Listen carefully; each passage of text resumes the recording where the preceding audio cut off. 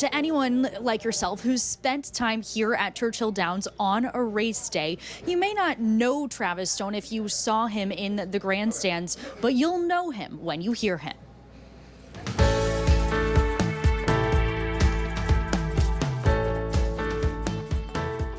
You know the voice. And they're off. But do you know the face? The opening quarter goes in 22 and 4/5 seconds. Today, Travis Stone is set to announce his 7th Kentucky Derby. There's no two ways about it. The Derby comes with a tremendous amount of pressure. It's the hardest race to call in the world. 20 horses going a mile and a quarter. It's a lot. A lot of pressure, but not for someone who's been training nearly their whole life. I'd always call the race. And next thing you know, I was just watching races on TV and listening to the announcer. I fell in love with that aspect of it, and I was about 10 or 11 years old, decided I wanted to be a track announcer. As a 12-year-old who spent his summers at Saratoga Racecourse, Stone wrote a letter to the iconic race announcer Tom Durkin. And said, I want to be a track announcer, can you give me some advice? And he wrote me back. That letter was the start of a mentorship. I was taught by Tom Durkin that to treat races like little dramas. What makes a good story?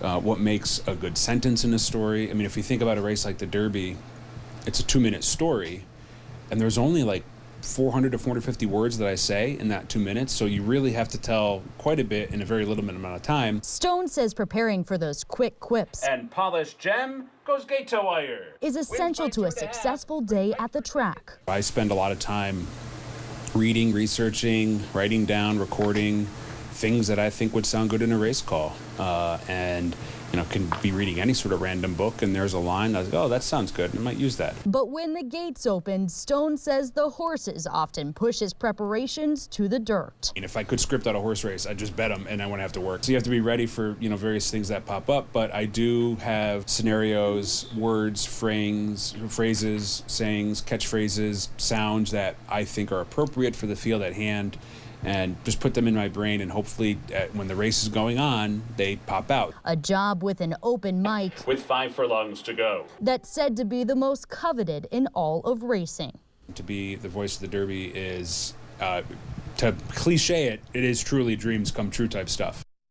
Travis Stone earlier this week, as you can probably imagine, was fascinating. Just really what amazed me was how he was able to pivot on a dime from having a conversation with me, who was in his booth, to calling a race with such precision and such energy that he brings to the track every day. What I really learned this week is that track announcers, especially Travis Stone, have some serious skill. Well, don't go away. Our special coverage of the Kentucky Derby will be right back. You see it all here at the Kentucky Derby. Trends are set here. They're also broken here at the track. And this tradition goes back nearly 150 years. And you can imagine we dressed a little bit differently back in those days than we do now. They wore hats. That tradition and that style stuck, and it became part of what going to the Derby is all about.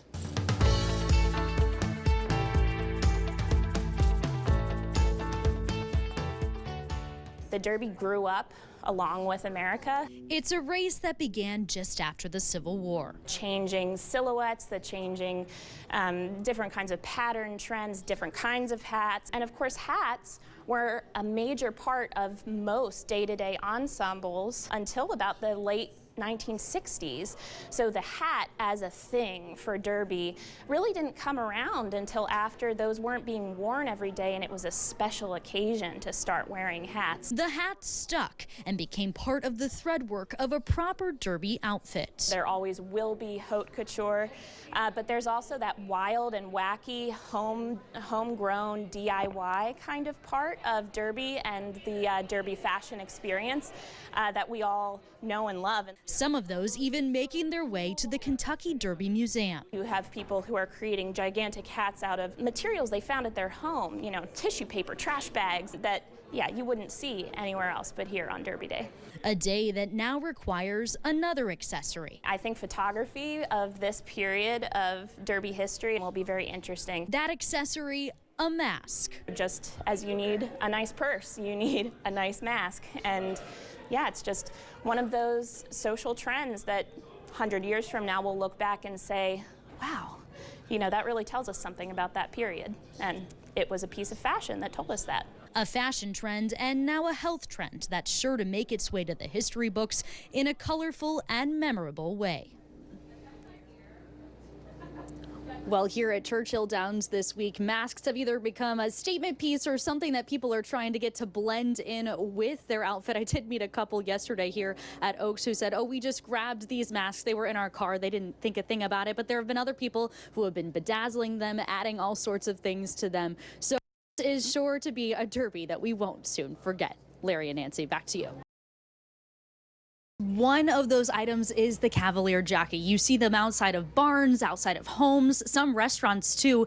They are considered signs of welcome. And one Lexington woman is using the pandemic to make those Cavalier jockeys easier to access to everyday people.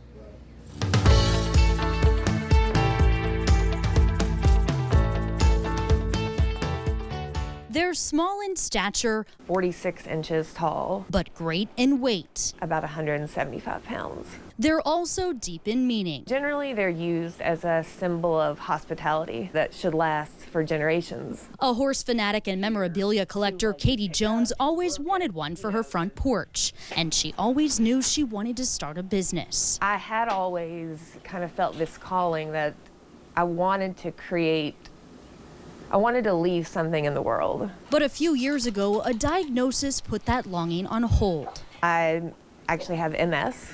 I was diagnosed at 31. I didn't know if I was going to be able to keep working or keep being physically active. Jones dealt with loss of grip, speech issues, and other symptoms that come with multiple sclerosis. But then something else happened. When the pandemic started, I immediately knew that I had to be extra cautious. And that led to a lot of free time and a lot of crafts and projects. One of those projects, that jockey or cavalier she had always wanted, that suddenly all of her Facebook friends wanted too. Orders are coming in every day. A new business that's led to late nights in her garage painting and hearing sacred stories from families and businesses across the country. It's just really rewarding to know that I'm creating something that a family could have for generations, like a true family heirloom. For Jones, though, the Cavaliers are much more than a business. It keeps me active. The more you can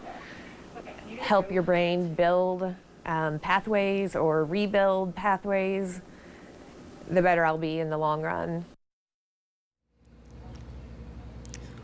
Well, Katie really is a remarkable woman who turned something that could have been very dark, both her MS and the pandemic, and turned it into something very positive that's been reaching many people. And by Katie talking about her MS, she's been opening up a conversation. Now, that jockey that you saw during the story that has the rose on the front of it, she painted that just for the Derby. It's on display right now at the Summit at Fritz Farm in Lexington. You can go check that out. She is raffling that off with all proceeds going to the Disabled Jockey Fund. So if you want to take part in that or go check out the jockey, it is at the Summit for the next 2 weeks. To look at more of Katie's work and maybe order your own Cavalier jockey, go to ridersupky.com. Chris and Claire, back to you. Claire Kopsky, thank you, providing a little bit of flavor around all the events happening today. I love